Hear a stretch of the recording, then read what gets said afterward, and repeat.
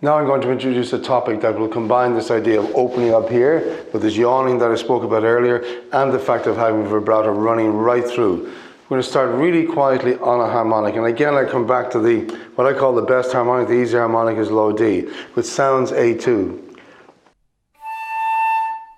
But within this harmonic, I'm going to visibly open my jaw, really stretching from here. If you put your fingers just at the base of your skull, you'll find these two dimples. That's where your jaw really operates from. So I'm going to play this harmonic on its own, and hopefully you'll hear a big difference.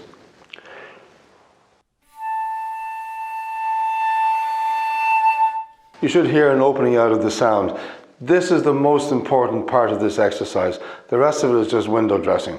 So if I start from this harmonic, and the reason I start from a harmonic is it gives me a bit of resistance. It starts the vibrato quite easily. And I add vibrato, but the main thing is that I'm opening from here.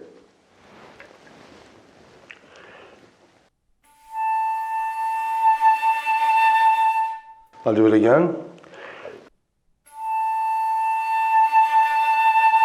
I'm adding the vibrato, and like a crescendo, you should envisage or visualize the vibrato hitting the edges of the crescendo. In other words, as you get louder, the vibrato should get wider.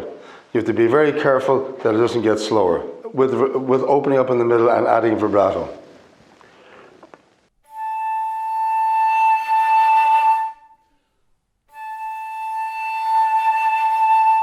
Now I'm going to go to the real tone from that harmonic finger D sounding A to the actual A. Take time with this exercise. It's not easy to do. There's quite a lot of things to keep going up in the air about. So this is the exercise with the real tone.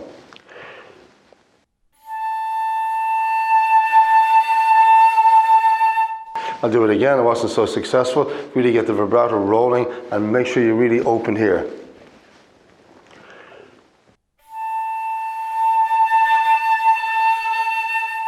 The vibrato has to keep moving, can't slow down, and has to really stay quite wide when you make the crescendo.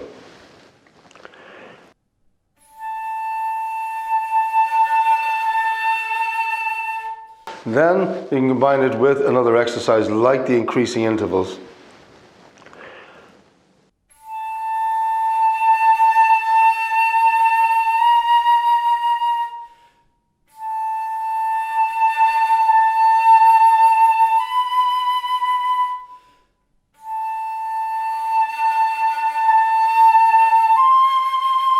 And so on. Be careful, it takes a lot of air, and I would advise you to practice first just on the harmonic. But this is a really good way of opening up your sound and getting a good vibrant vibrato going. So if you take all of these exercises and really work on them, we should develop a vibrato like a good string player develops vibrato.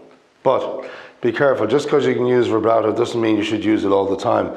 The use of vibrato is a very tasteful thing, and certainly with the advice of your teacher, be very careful when you use it. And also using it in certain types of music, like very little in Bach and Mozart, maybe a little bit later on. But learn to do it well so you can apply it with great taste.